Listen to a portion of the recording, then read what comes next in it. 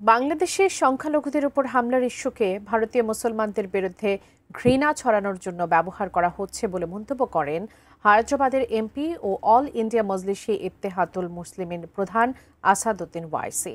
কিন্তু কেন আসাদউদ্দিন ওয়াইসি ভারত সরকারের উপর এমন ক্ষোভ প্রকাশ করলেন, এ নিয়ে বিস্তারিত থাকছে জান্নাতুন নাহার জেরির ডেস্ক রিপোর্টে।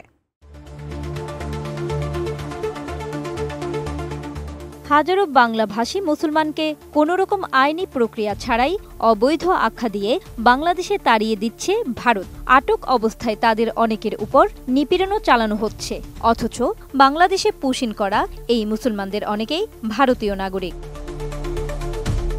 গত কয়েক মাস ধরে এমন বিভিন্ন প্রতিবেদন সামনে আসার পর এবার ভারত সরকারকে রীতিমতো ধুয়ে দিয়েছেন হায়দ্রাবাদের এমপি ও অল ইন্ডিয়া মজলিসি ইত্তেহাদুল মুসলিমিন বা মিম এর প্রধান আসাদউদ্দিন ওয়াইসি। ২৬ জুলাই এক প্রতিবেদনে এ তথ্য জানিয়েছে ভারতীয় সংবাদ মাধ্যম টাইমস অফ ইন্ডিয়া।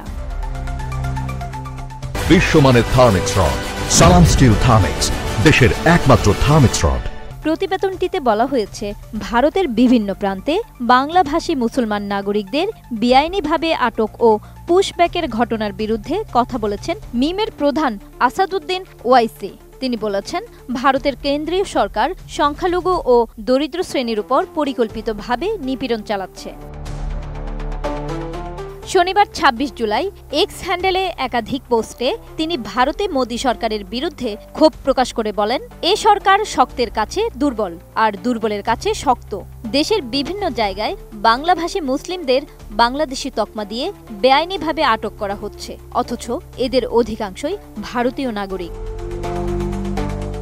আসাদউদ্দিন ওয়াইসি বলেন, নির্যাতনের শিকার এই লোকেরা অধিকাংশই নির্মাণ কর্মী, সাফাই কর্মী, রাস্তায় আবর্জনা তোলার সঙ্গে যুক্ত।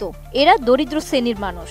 এদের অনেকেরই পক্ষে পুলিশের অন্যায়ের বিরুদ্ধে মুখ খোলা বা আইনি লড়াই চালানো সম্ভব নয়। সেই দুর্বলতাকেই ব্যবহার করছে প্রশাসন।